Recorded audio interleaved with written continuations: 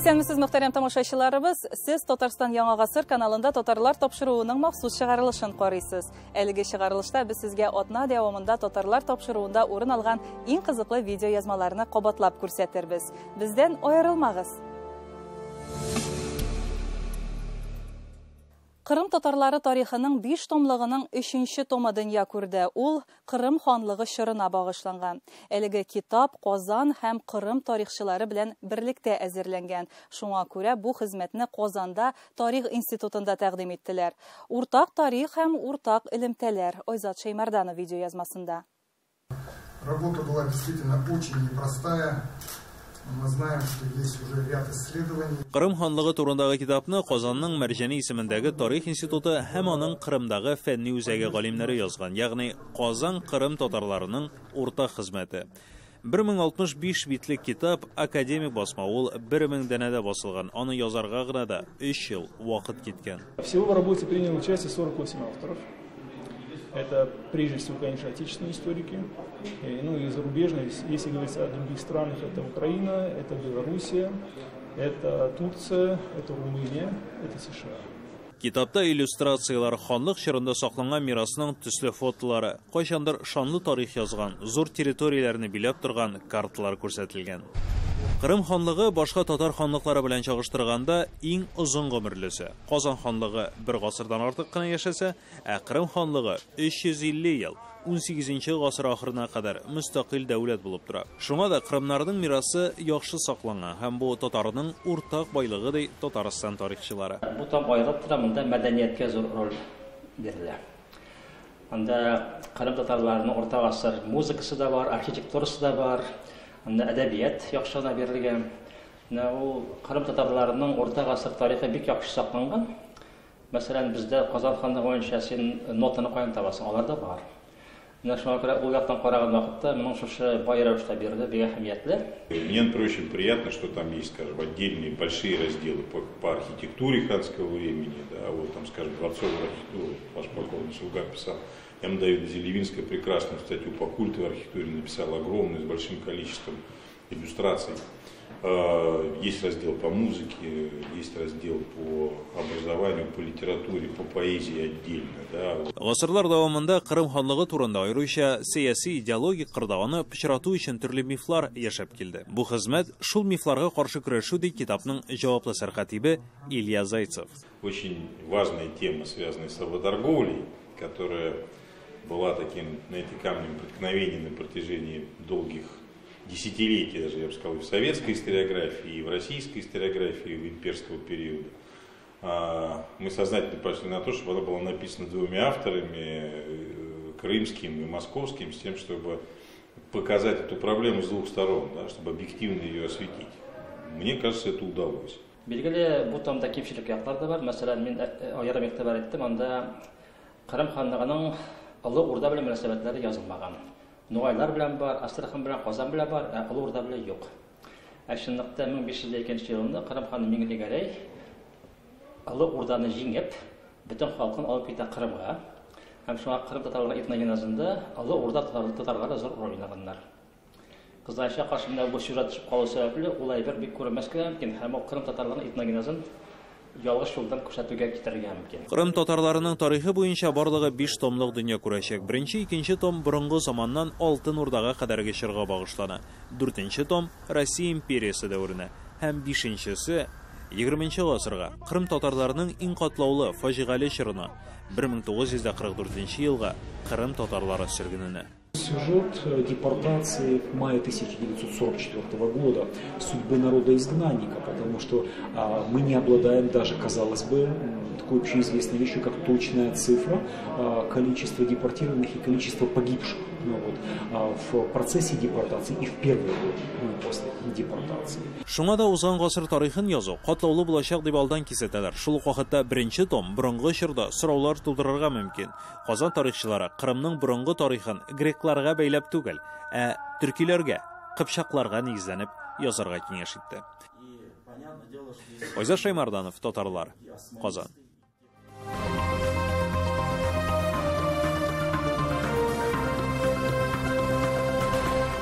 Казанга белем алырга Тобольск шәһәрендә туып үскән милләттәшебез Айдар Ниязов Казан музыка көллиятенә укырга кергән.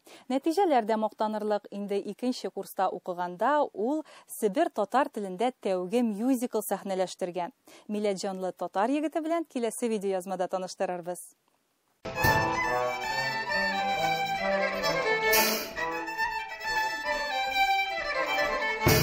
Айдар Ниязов үзенең ялларын туган төбәгендә Төмән һәм Тубылда үткәрергә ярата. Казан музыка училищесының 2нче курс студенты ул. Татарстанда 2 төбәк арасындагы килешү нигезендә белем ала.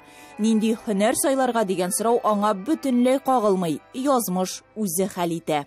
Балачактан әни миңа татарча җырларын гына җырлады. Бишек җырларын.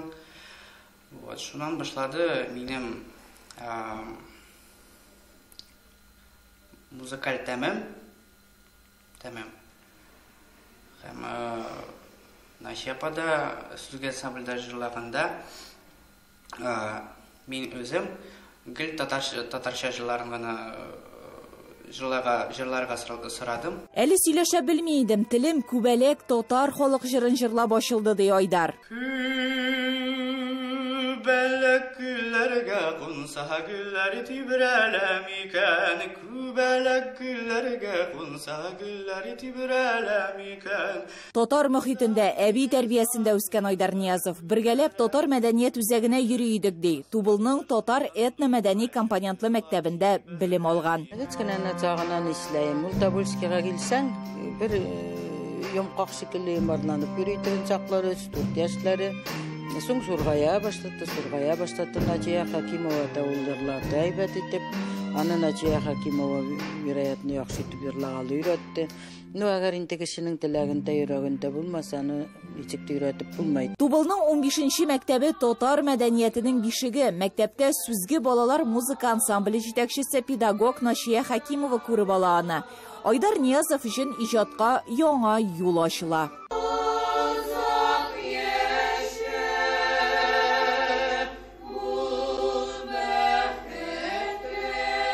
Безнең этнокультурный компонентка без бигрәк тә зур рәхмәт әйтәсебез килә. Чөнки бу компонент безгә зур ышаныч бирде. Балалар үз телләрендә сөйләшә башладылар, уялмый. Себер диалектында сөйләшә башладылар. Дәрескә барсалар да киләләр сорыйлар нәҗә фатахна менә бу сүз менә казанский диалектта, Себер телендә ничек бу әйтелә, мин аларга әйтәм үзем, мин Себер кызы, Себер татар кызы. Матур итеп килеп алар Казан телендә дә җырлыйлар, матур итеп килеп Себер телендә дә алар җырлыйлар, рус җырларында җырлыйлар. Бер үк вакытта музыка мәктәбендә укый, төрле фестивальләрдә катнаша, җәйләрен Татарстанда үткәрә. Ел саен мин 16 елдан Казанга бардым. Һәм һәр җәй саен лагерьларда булдым. Һәм шуңа күрә Казанга качып булдым. Укытучысы Айдарда талант кына түгел, дәвамчы күрә. Бүген Төмән өлкәсендә милли мәдәният юнәлешендә эшләүче кадрлар белән мәсьәлә катлаулы, өлкәннәрне алыштырырлык яшьләр кирәк. Айдар Ниязовның планнарына килсәк, туган төбәгендә татар музыкасы концертлары циклын булдыру.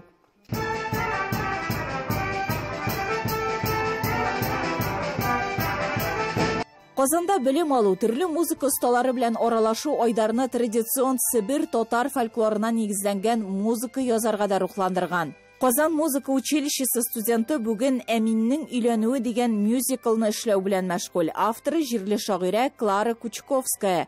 Әсәрнең нигезендә Себер татарларының гореф-гадәт һәм юлалары ята. Гөлия Садыйкова, София Хайруллина, Татарлар, Төмән. Хәзер Мордовиягә юл тотабыз. Лембре районы Кырви авылына 17нче гасырда нигез салына. Бу тирә авылларга хас булганча Кырви да Темников якларыннан килгән йомышлы татарлар җире була. Бүген биредә 900гә якын кеше яши, күбесе мал тота, үз эшләре белән мәшгуль. Хәзер без сезне шуларның берсе Азат Абдуллов белән таныштырырбыз.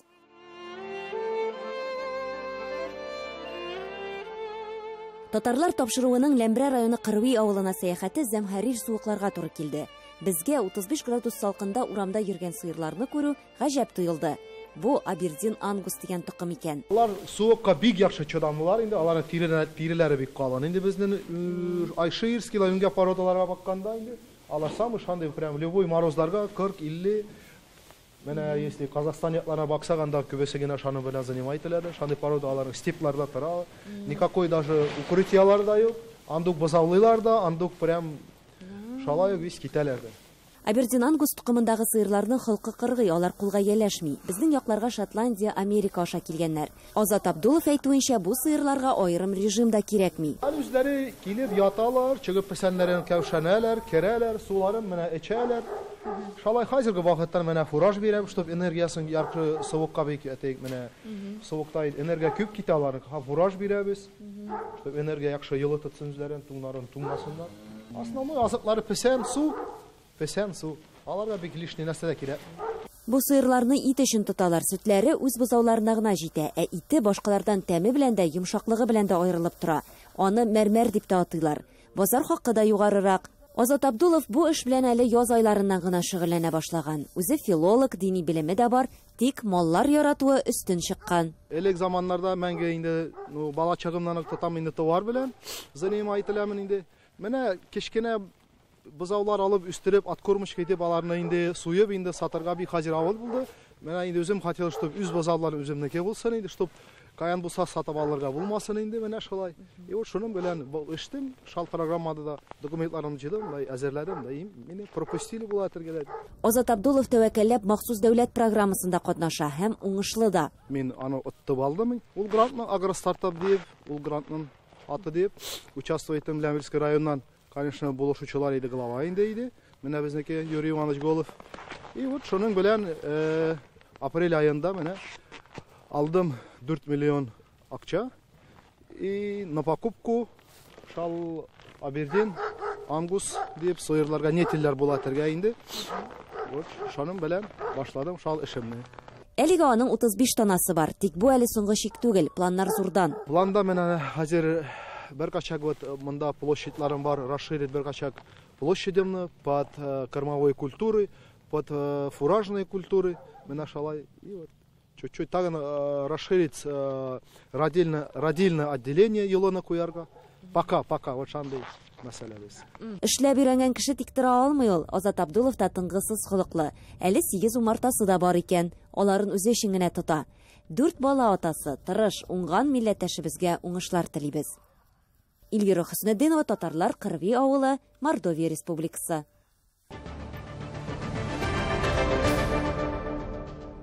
Казанда узган татар теленнән һәм әдәбиятыннан төбәгара олимпиадада Оренбург өлкәсеннән барлыгы 7 мәктәптән 10 укучы катнашкан. Әлбәттә, араларында җиңүчеләре дә бар. Татар телен укытуда үз кыйбласын саклап кала алган мәктәпләр һәм укучылар хакында Фирүзә Әбсәләмова сөйләр. Гомумән алганда мин Казанда яңа дуслар таптым. Безне театрларга алып бардылар. Мин бик шат. Ә булары минем төрле елларда җиңеп алган грамоталарым һәм дипломнарым. Казанда узган төбәкара олимпиадада 9-нчы сыйныфлар арасында татар теленнән җиңүче дип Әсәкәй районының Иске Мөэмин мәктәбе укучысы Мәрьям Садыкова танылды. Бу кечкенә Иске Мөэмин авылы уку йортында мәктәп яшендәге 26 бала бар һәм аларга белем бирүче 11 укытучы хезмәт куя. Татар теле укытучысы Рауля Садыкова да 2 айлык кенә Оренбург җирлегендә татар мәгарифе көннәре кысаларында Татарстан Республикасы мәгариф һәм фән министрлыгы тарафыннан бүләкләнде. Татар теле укытучысы минем әнием. Шуңа күрә без идә буш вакытта эшләмә материаллар белән эшләдек. Чөнки олимпиадада мәктәп программасы буенча гына биремнәр бирелми. Минем өчен әдәбиятны эшләргә кыйнрак булды, чөнки безнең мәктәптә бер генә сәгать әдәбият. Озерки мәктәбенең татар теле һәм әдәбияты укытучысы Гөлнара Таминдарованың укучылары Казандагы ярышларда елдагыча җиңүчеләр. Укытучылары Гөлнара Таминдарова үзе дә Казанда белем ала. Сәнгать сүзе турындагы шигырь бәйгесендә 2 гран-прига лаек булучыларның берсе Озерки мәктәбеннән Камила Нигматуллина булды. Бәйгедә мин Муса Җәлилнең Күлмәк шигырен укыдым. Жырлый дилбәр күлмәк тегә, кулларында көмеш инәсе. Жырлар түгел җилләр җитә алмас, ерак җирдә күлмәк иясе. Кулы йөгерә ефәк сотен буйлап, тирән сагыш уйчан йөзендә. Ефәк шигеш булып ятып кала, йөрәк сыры инә эзендә. Шулай ук Оренбур җирлегендә узган татар мәгарифе көннәре кысаларында мактаулы остаз, мактау билгесе белән яшь педагогларга һөнәри яктан ярдәм итүләре, шәхси казанышлары өчен Татар Каргалысы мәктәбенең татар теле һәм әдәбияты укытучысы Хафиза Яхфарова бүләкләнде. Инде Казанда узган татар теле буенча олимпиадада аның укучысы Элеонора Рахматуллина призер була. Элеонора 9нчы сыйныф укучысы. Әлеге бәйгедә беренче тапкыр катнаша. Олимпиадаларга, бәйгеләргә мине Хафиза Гундинаны әзерли. Ул безгә мәктәптә татар телен өйрәтә. Без бит татар Каргалавыннан яшибез, әмма елдан елга татар теле әзрәк була башлады.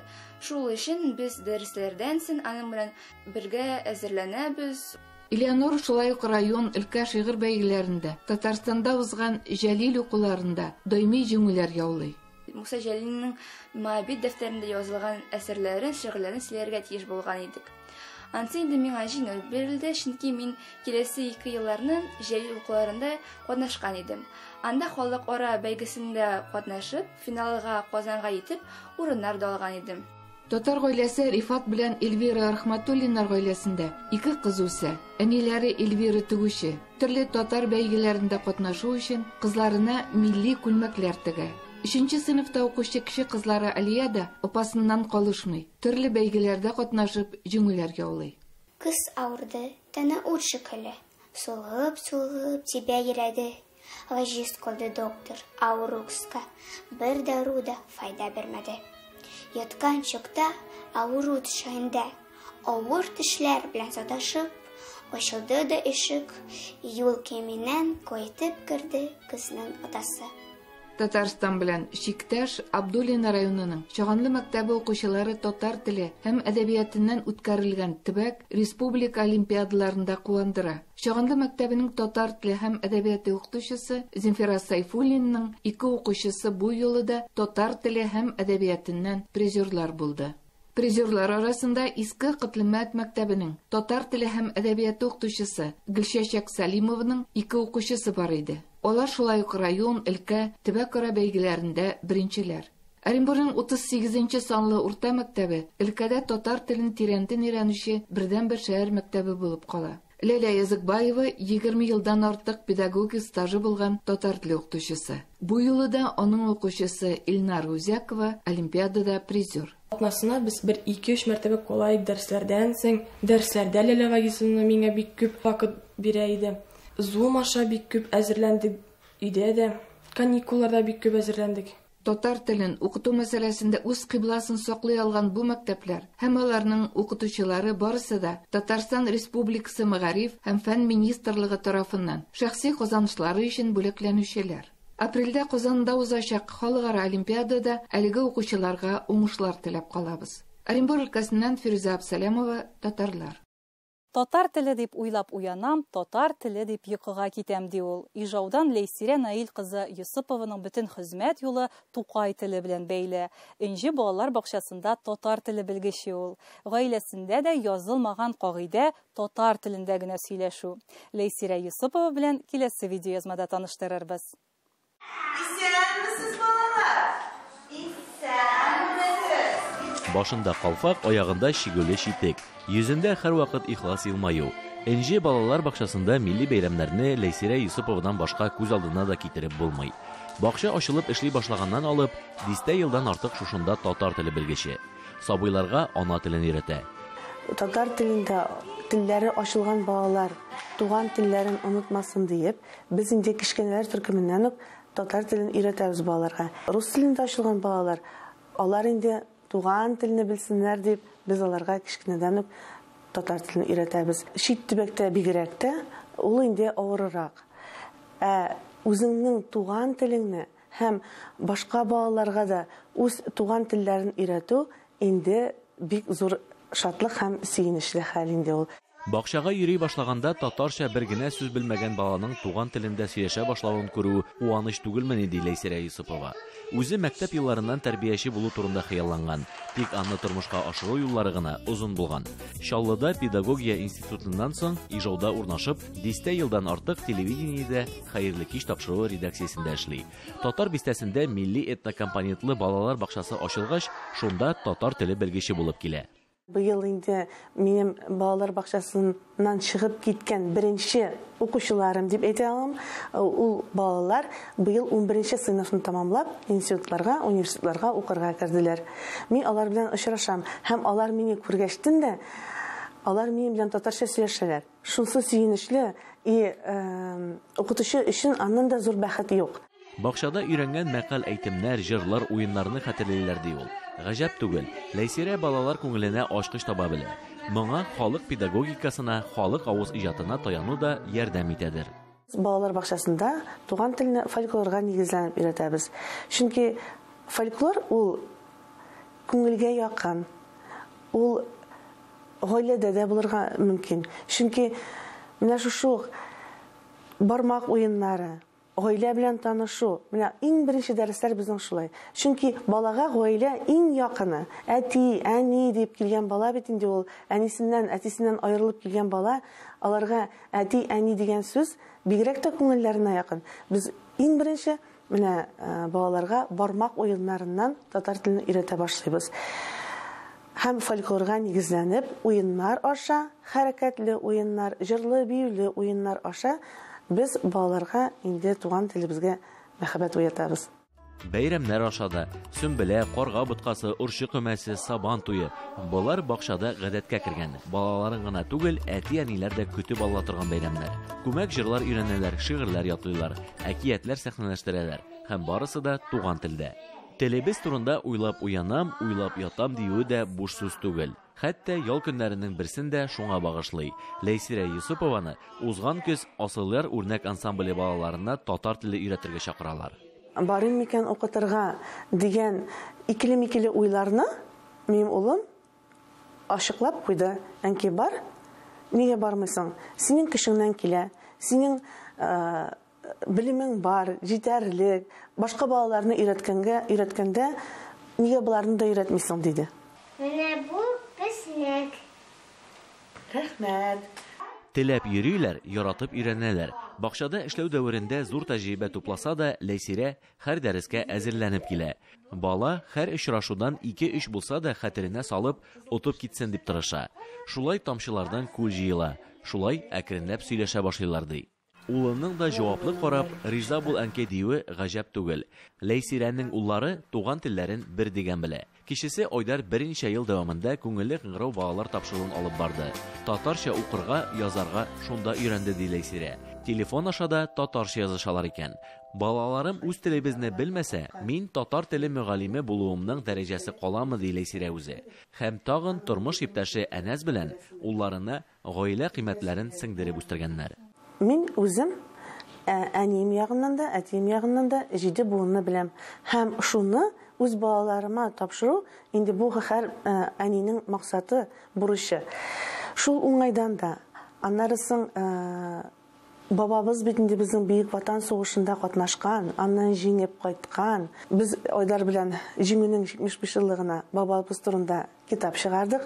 Чөнки безнең бабабыз Сейҗан бабай җиңү сугыштан соң авылларны торгызуда бик зур хезмәт куйган кеше. Әйтеп торам, аның ул төзегән йортлар һаман да исән.